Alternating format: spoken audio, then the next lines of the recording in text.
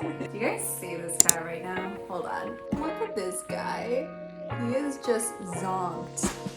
Okay, welcome to the first day of dating yourself. These next 30 days are exactly what they sound like. It is an opportunity for you to date yourself, really engage in acts of self-love. And the way that I designed these 30 days is to love yourself and deepen into the knowingness of yourself through both the mind, but also the body and also spiritually. Whatever that means to you. The reason why I designed it that way is because I think in our society, we have this idea of what self-love is, and it tends to be consumerism based or very stereotypically put on a face mask, have a bath, watch a movie, like all those kinds of little things that are buy this product, do this thing, and that's self-care.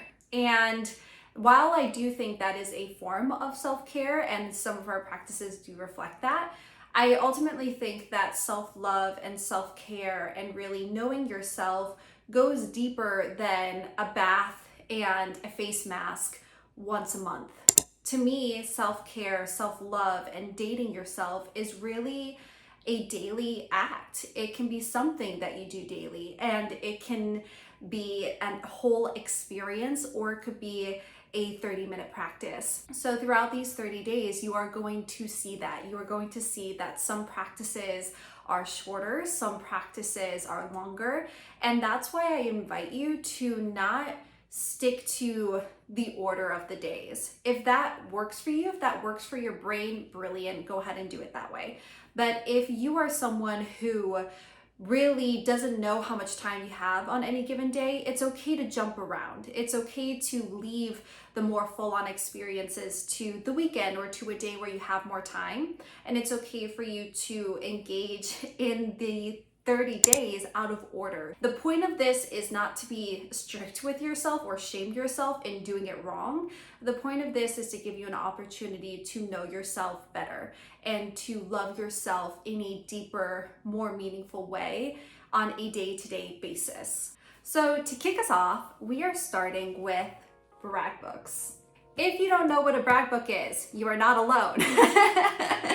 Now, a brag book is essentially a journal or a place that is dedicated to your brags, your celebrations, the things that you are proud of, the things that you want to scream off from the rooftops, or maybe it's not even like these big proud things, but these small things that feel really hard to do. So the things that can be written in this brag book is anything from I just gave an incredible presentation at work, or I went and took myself out on a date, or I went and I talked to somebody new that I'd never talked to before, to I woke up this morning and I remembered to brush my teeth and get out the door relatively on time.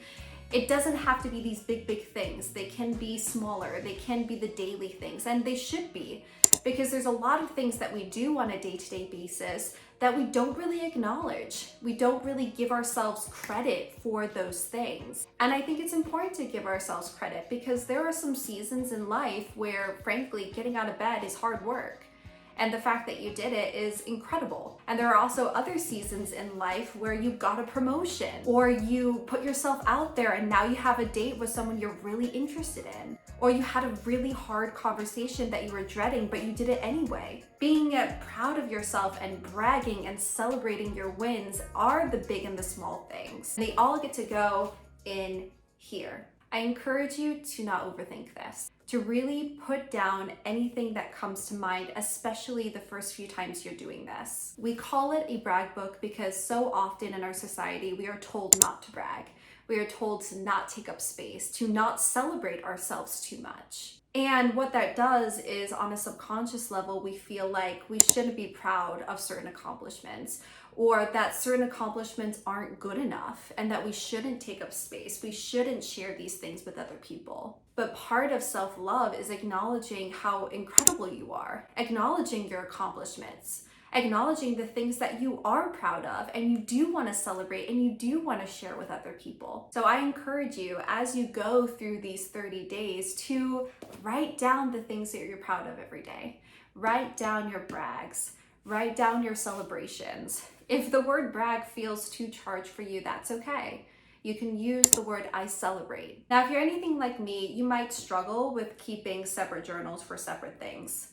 And if that's the case, feel free to just use one journal to encapsulate everything. When I very first started doing this practice, I really enjoyed having a journal that was separate from my everyday journal because it gave me a go-to place where if I was having a hard day or if I was feeling really down on myself, I could go to one place and look back on all of the things that I was proud of myself for. I could look at all of my accomplishments or all of my daily wins, and it was all in one place for me to reflect on. And I encourage you to use your journal for that. If you're having a hard day, if you're feeling down on yourself, grabbing your brag book and reflecting on all of the things that you're proud of yourself for can be really soothing for the heart and really calming for the mind as well. Over time for me, it became difficult to have multiple journals, and I found that in all areas of my life, I did it more. I did these practices more if it was all in one place. So I'll show you how I do it in my journal,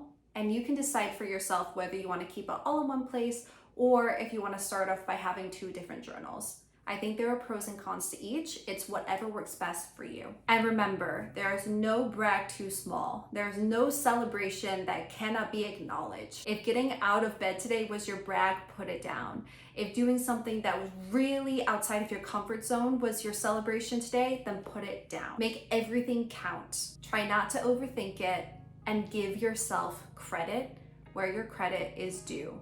Chances are you're not giving yourself enough credit every day. While this practice is for day one, I encourage you to do it across all of the 30 days and beyond. Really get into the habit of tracking your brags, tracking your celebrations, because it'll make you more aware of how much you are actually doing and how much you do have to be proud of yourself for. In the description, you can find the PDF of our 30 days together. You can mark them off as we go. You can jump back and forth. And in this PDF, you will also have the links to these videos. So you can follow along with me with a little video tutorial and get your step-by-step guide that way. Leave any questions you have in the comments. You can also find any of my socials and a little bit more about me down in the description box. But that is it for now. I'll see you on day 2. And so will Toodles. You wink?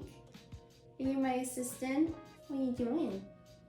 You gonna go back to sleep? You go back to sleep?